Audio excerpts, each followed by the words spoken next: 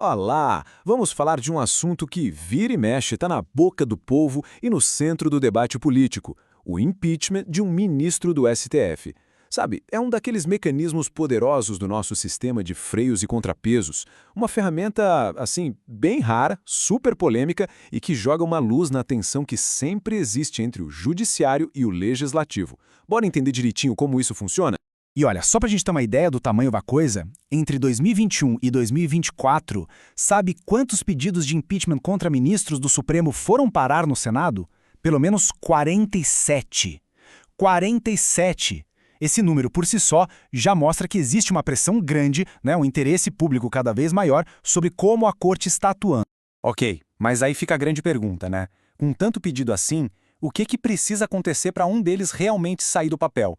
Para essa pressão popular, essa mobilização toda, se transformar num processo de verdade que pode, no fim das contas, levar o ministro a perder o cargo. É exatamente essa jornada que a gente vai desvendar agora. Então, para organizar nossa conversa, a gente vai passar por 5 pontos principais. Primeiro, o que diz a Constituição. Depois, quem é que pode dar o pontapé inicial nesse processo. Aí a gente entra no caminho que isso percorre lá no Senado. Em seguida, como é o julgamento final. E para fechar, a gente reflete um pouco sobre o equilíbrio de poderes nisso tudo. Vamos lá?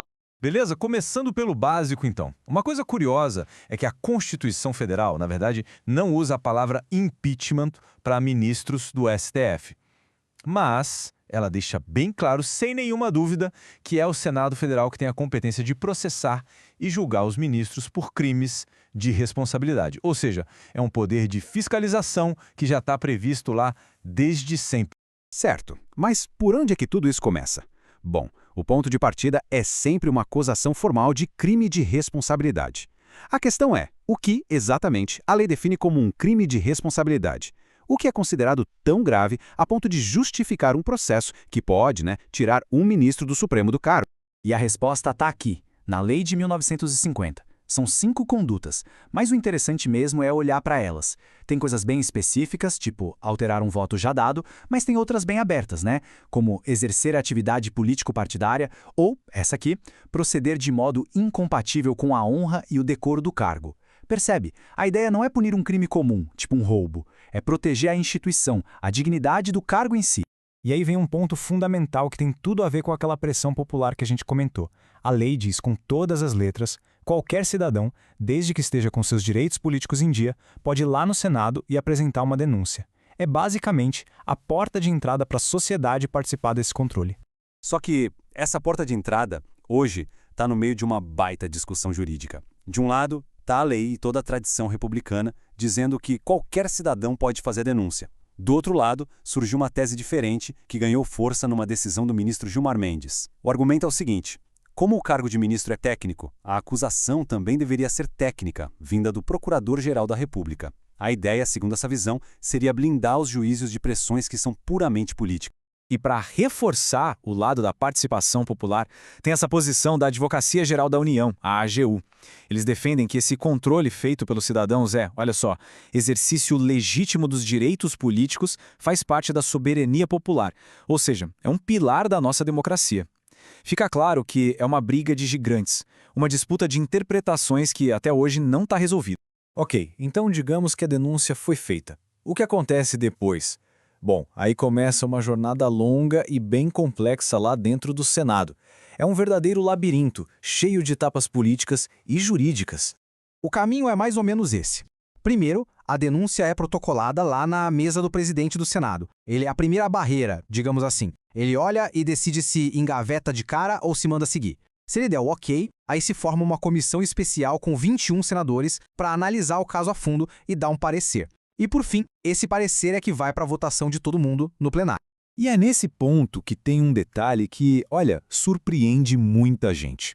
Para que o plenário aceite o parecer da comissão, abra oficialmente o processo e, mais importante, afaste o ministro do cargo por até 180 dias, a lei hoje exige apenas maioria simples, ou seja, metade mais um dos senadores que estiverem presentes na sessão.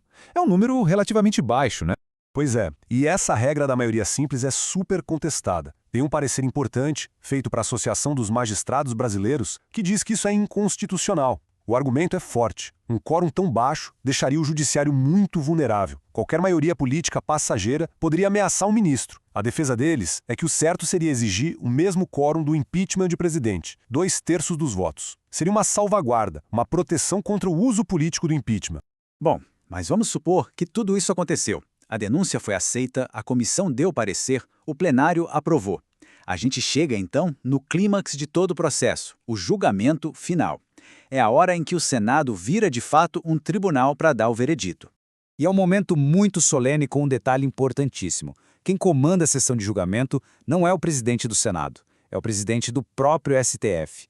Isso serve como uma garantia de que todo o rito legal vai ser seguido à risca, com isenção até o último minuto. Agora, para condenar, a conversa é outra. O quórum é altíssimo. Não é maioria simples, não é maioria absoluta. Precisa do voto de 2/3 de todos os senadores. Fazendo a conta, são 54 dos 81. É uma barreira política e jurídica, assim, gigantesca de se ultrapassar.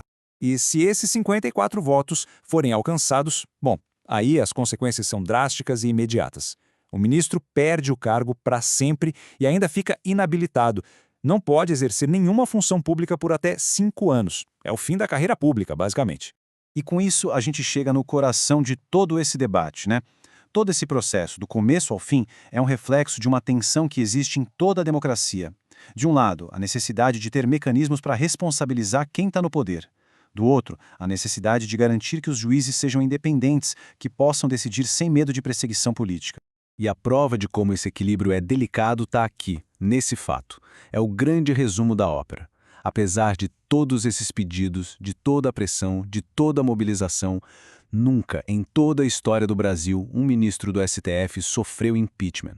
O processo nunca chegou até o fim.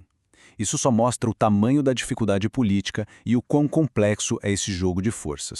No fim, a gente fica com essa pergunta, que é a que realmente importa nesse debate. Esse mecanismo de impeachment é um instrumento vital, um freio essencial para fiscalizar o poder e evitar abusos? Ou ele é uma arma perigosa que pode ser usada por interesses políticos para ameaçar a independência de um poder que precisa ser livre? É uma reflexão que continua, e vai continuar, bem no centro da nossa democracia.